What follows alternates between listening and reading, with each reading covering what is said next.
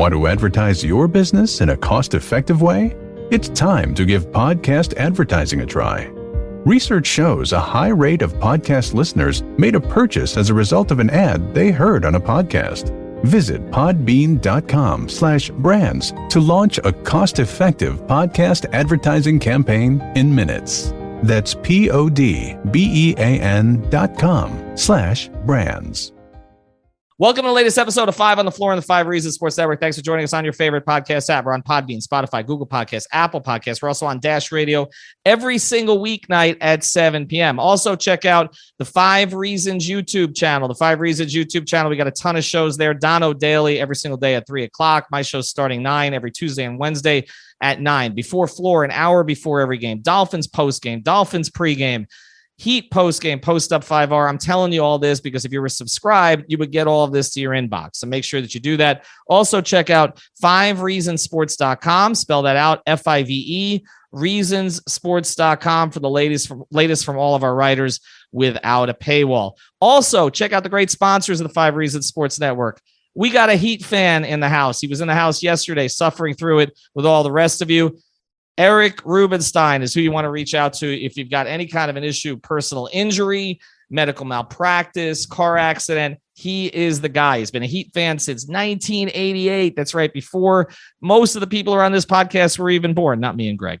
But reach out to him. Again, you can find him at 954-829-ERIC. That's for Eric, of course, 954-829-ERIC, or on Instagram at I want to be your lawyer. Why does he want to be your lawyer? Because he can do a great job for you. He's an FSU undergrad. Don't hold that against him, but he graduated magna cum laude from law school. He knows this area, and he knows how to get you the money that you deserve if you have one of those unfortunate incidents. So reach out to him.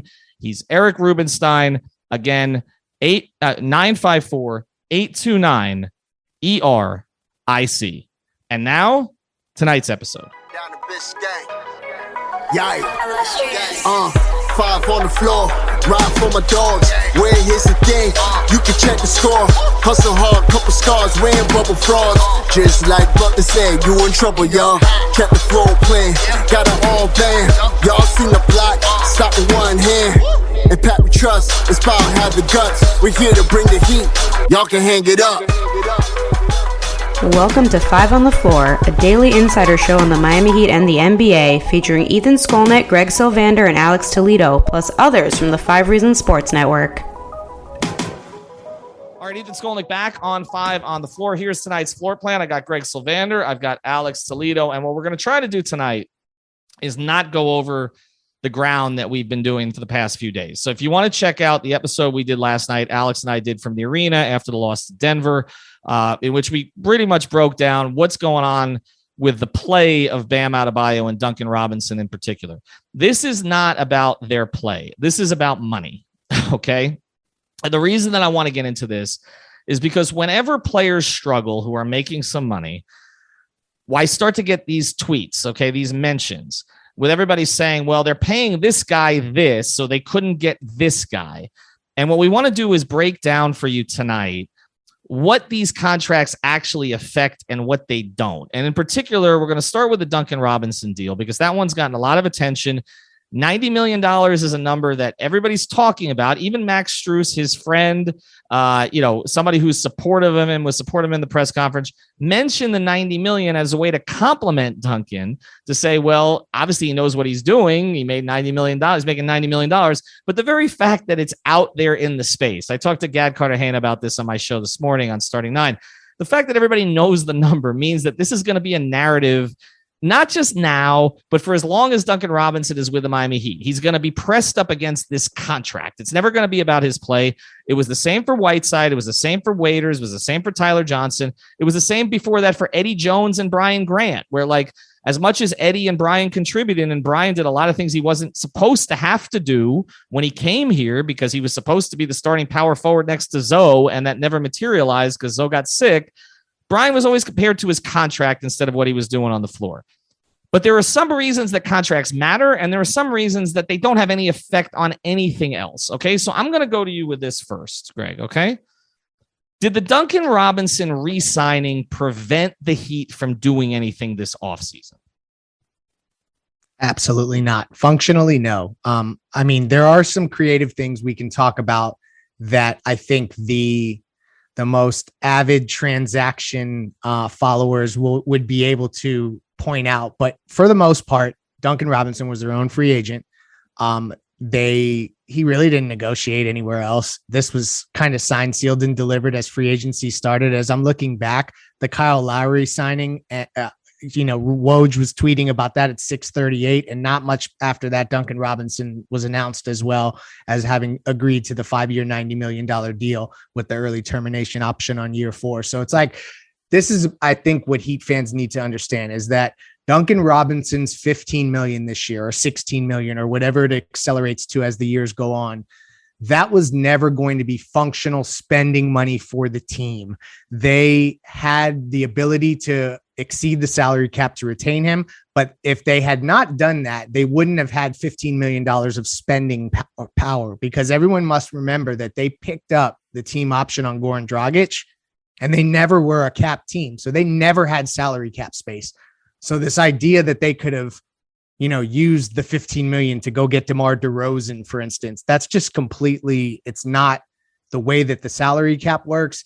And also, I just want to ground everyone in this. Like, if you think about the makeup of this team, the idea of Duncan Robinson is the perfect fit for what they were building. So I just think that it's a little bit Monday morning quarterback to start to look at other guys around the league and say they could have made this or that move.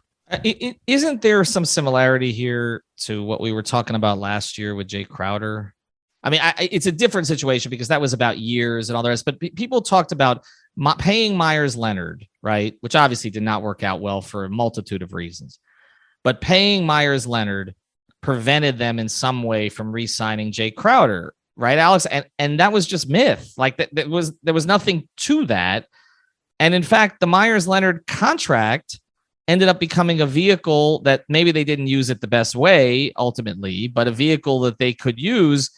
So I guess you're in this space, Alex, and we'll get into the mechanics of this and what the Duncan contract can actually be used for. But are you hearing this stuff on Heat? Like, how much do you think we're going to hear this about Duncan's contract and it not be educated, I guess? I mean, we're going to keep hearing it as long as the slump goes, and obviously on games that they lose, because I feel like this is something that the volume is turned up a whole lot more on losses than wins. And not to just dumb it down to that, because the slump is very real, right? It's the numbers are bearing out that this is a weird slump that he's going through. I think I was reading through Nekias Duncan's article on basketballnews.com about Duncan and his slump, and he was breaking down the difference in his shot profile and where he's missing. He had the percentages in all the different types of shots, and the open Nekias watched all 192 of Duncan Robinson's 3-point shots. He watched all of them to write this column. So, Alex, I believe it was my God, 31% on standstill threes and 32% on open threes, something like that. I was just looking through all of them right now, but it's like stuff like that. It's just mind numbing. Then you talk about the home and road splits. I don't know, man.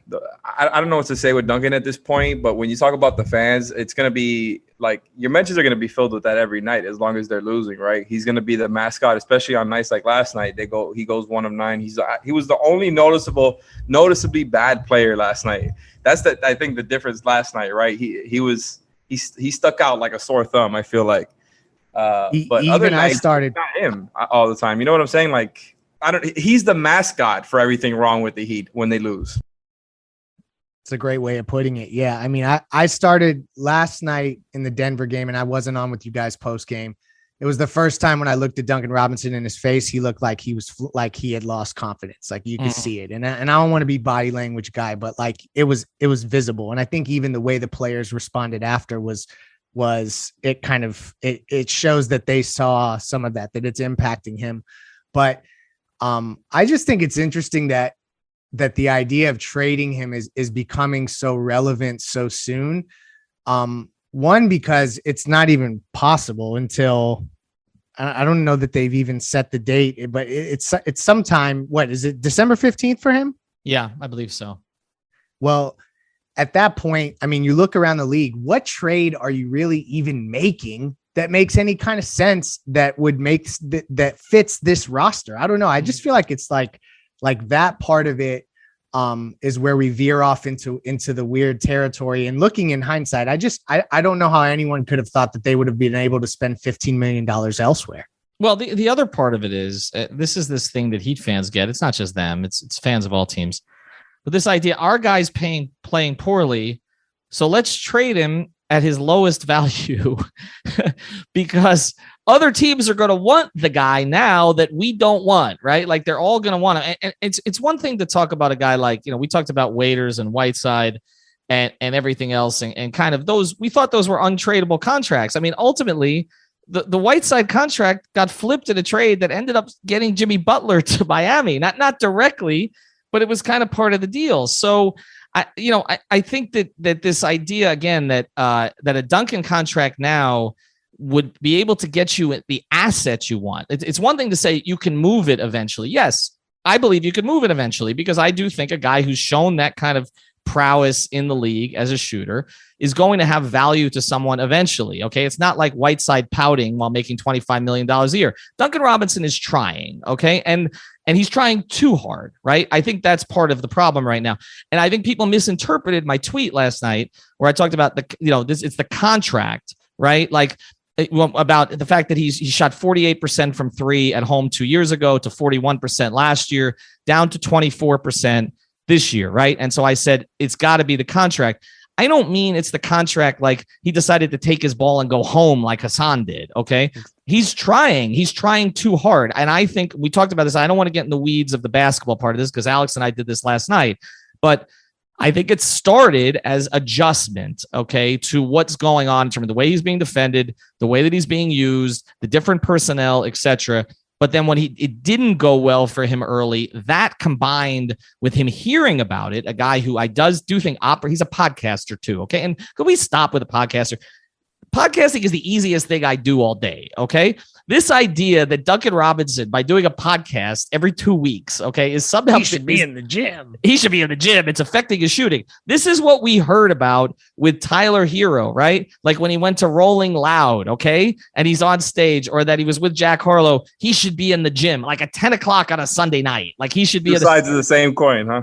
It's ridiculous. Okay, Duncan is not struggling because he's podcasting. I will assure you, I struggle at a lot of things in life. It's not because I'm podcasting. Okay.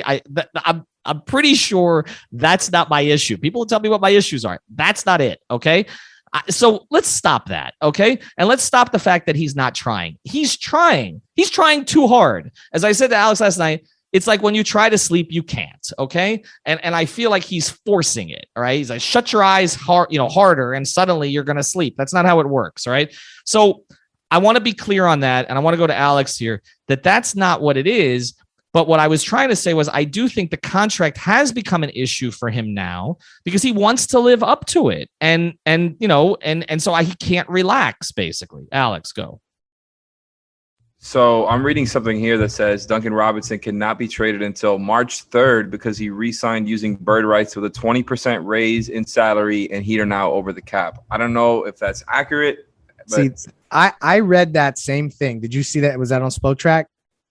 Because I think that's where I saw it. And it started me going down this rabbit hole of what his trade date is. And then I was corrected. And maybe I'm wrong that the December 15th thing I referenced earlier is wrong, because when I saw that, I thought that there could be some element in play where it's past the deadline, right? And then this is such a moot conversation to even go down this road.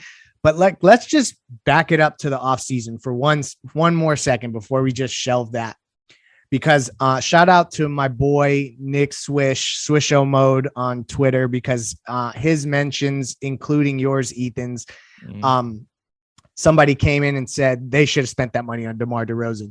Like it just, I can't belabor the point enough to say that there was just no clear other way. I mean, I guess you could, Alex, could you sign and trade Duncan to another team who was signing, like for DeMar DeRozan? That's the one thing I was San Antonio. Yeah, that's one thing I was thinking about, was like there had to be some sort of convoluted sign and trade. But even then, like, wasn't the whole holdup with DeRozan is that the other teams could pay him more than he could ultimately pay him? So I don't think that, because they were that working wouldn't have worked out. Yeah. Yeah. Yeah. To your point, I think. No, exactly. And that's where I just think that it's getting tunnel vision on the transaction side to start looking around the league and thinking that they could have converted Duncan into anything else. And truthfully, that they even wanted to. I think Eric Spoelstra probably had to do a little bit of pounding his fist on the desk to make sure that they paid him that $90 million because of what he does for the offense. Because it's not necessarily a Pat Riley staple to give, kind of specialist that kind of money, right? He's literally being paid to shoot. So exactly. Right. Yeah, no, and we know that. And I think that, again, the way that Riley responded to my question about Duncan, saying he wanted to close some games or was hoping to close some games. He wasn't demanding it, but that it was a goal of his. And Riley said, well, if he's on a bad team, he can. And then he kind of backtracked it right away, but it was a sort of a giveaway at the time. And it's stuff that we've heard, but there's other players that Pat wanted on the roster who haven't necessarily performed, that, we all know about, that maybe the scouting staff wasn't as in on certain guys as Pat was. And this is what happens. This is a give and take. I mean, you have one guy who's ultimately responsible, but you have others who have input. And that's the kind of structure that they've created. I just wanted to make it clear. And on the second half of the episode, we're going to talk briefly about Bam, but I just wanted to make it clear tonight that, like, Duncan Robinson did not prevent the Heat from doing other things this offseason. It didn't. And ultimately, it could allow the Heat to do things in the future if he resurrects himself from a shooting perspective and his contract is usable, and you don't have to use Tyler Hero. It's going up every year. Every year, right?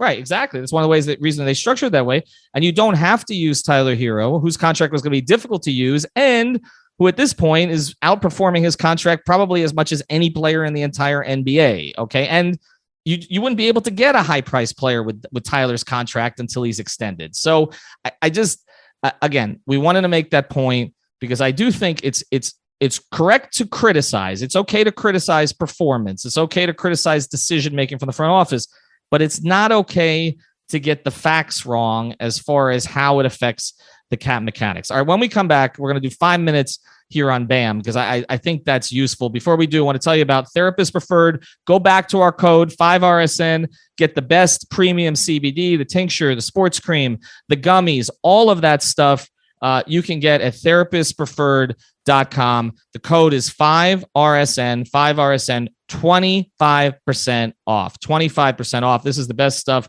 designed by a physical therapist. Again, we have a lot of people who are using it. Now they swear by it. I do too. It helps you with sleep, helps you with recovery. Go to therapistpreferred.com. Use the code 5RSN. All right, let's talk about Bam now because the max thing, we knew that this was going to come up. And now in this particular case, I don't think you can make an argument that they could have done something else. Well, some of it's timing, right, Greg? Yeah. I mean, I guess you could say that they could have told Bam Adebayo, we're not giving you the max extension because we want to keep open flexibility, which they've kind of, I don't know that they've done that exact thing before, but they've definitely tried to clear the decks before, so like that wouldn't have been uncharted territory for them to just rely on the flexibility being paramount. And they didn't do that when he requested that, max deal. They gave it to him and they didn't blink about it at all. And it's a no brainer. Like, this is the other thing. Like, if we start going down the road of, is Bam a max player? I just think that then I'm going to have to go and grab a list of all the guys that make what he makes, and we can unpack that and we won't do it in 5 minutes, but it's just that's where, and I know we've done something like that already too. You're right. In the first half, I mean, last night, it was not looking good, but then you see the second half, and I call him no ceiling. So it's good that you circle back to him while I'm on so that I can address that. Cause everyone thinks I'm like the ultimate Bam defender. He just don't look right physically. And I just don't think that anything that he's shown would make me regret that max deal or think that they could have done anything differently, particularly knowing that his agent is Giannis's agent and Giannis was super maxed. Right. I mean, and here's the thing. Even with Hassan Whiteside, who the Heat got criticized roundly for retaining after the fact, at the time that Hassan became a free agent, I remember being there at 12:01, talking to his agent, people around the league, and there were 6 teams that were ready to offer Hassan the max. How many do you think would have offered Bam the max? 30. Again, it's okay to criticize. It's okay to nitpick. It's okay to say you want more. It's not okay to say Bam hasn't improved in 3 years. I saw that on Twitter today. Do you remember Bam was playing behind Hassan? He was considered an energy big. Okay, to say he hasn't improved is ridiculous. To say that his comps on draft night. Right, exactly. Okay, right. So, Clint Capella, right? Wasn't that the highest upside for Bam Adebayo, right? And like Clint has done good work the past year in Atlanta, but I believe that Bam Adebayo has passed Clint Capella. Okay, so again, okay to criticize, but the money thing Clint too. Capella or Kevin Garnett. Right. Well, the only thing that affects the money here, okay, is that this is an expensive team. And Bam is part of an expensive team that is going to get more expensive when Tyler Hero gets re-signed. And you're paying Lowry, you're paying Jimmy, you're paying Bam, okay? And you're also got luxury tax concerns, and you don't want to go into it this year. And so you have a roster that we saw last night, how thin it is when we're out 2 of your top players, right? You've also got, and let's just acknowledge it, we've talked about this, the owner is involved in the cruise business. The stock's still down 70% from where it was pre-COVID, okay? It bounced and it bounced back down with the Omicron and everything else that's happened here over the past week. It's now down under $18. It was, I think, 70 at one point. All of these are factors in terms of being able to go out and maybe spend on others going forward. But I'm never going to question the decision to A, pay Bam the max, or B, give him the money when he wanted the money. I'm sorry. That's it. We can now say we expect more from Bam. That's fine, guys. But to say that he wasn't worth the contract at the time, I think is ludicrous. Does anybody want to close on this? I'll just say this. Fans should expect for no firm declarations to be made about this team until the playoffs. And unfortunately, like I hate to say that on November 30th at 8:28 p.m. Eastern, but like we got a long way to go and it's a marathon and the organization looks at it that way. So like they're not panicking in any way and they're a game out of the 1 seed in the East. So I just think there's a little bit of overreaction if you really take a step back from it. And so have we wagged our finger at the fans enough on this episode, Ethan? I think we have. And look, I wagged my fingers at the Heat for 2 years over the Dion contract, the Tyler contract, the James Johnson contract. I got real annoyed with you at that time. Yeah. Okay. I was out there. I didn't wag it about the Hassan contract because that one, I understood the circumstances at the time.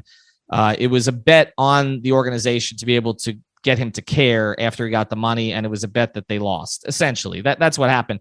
But the others, you don't pay 4 years at that kind of money for average to slightly above average players when you can manufacture your own at the minimum. Okay, you just don't do it. And so I didn't agree with what they did at the time. I didn't like how it played out. But this time, I'm sorry, I'm not going to be one of those leading the parade against the Duncan or particularly the Bam contracts. All right, that's it. Alex is tired of talking about Duncan anyway. Our friend Eric Rubenstein, check him out. Again, I want to be your lawyer on Instagram and 954-829. Eric is the phone number. And of course, therapist preferred. Use the code 5RSN. Manscaped.com. Use the code 5RSN as well. Have a good night. Thank you for listening to the Five on the Floor on the Five Regional Sports Network.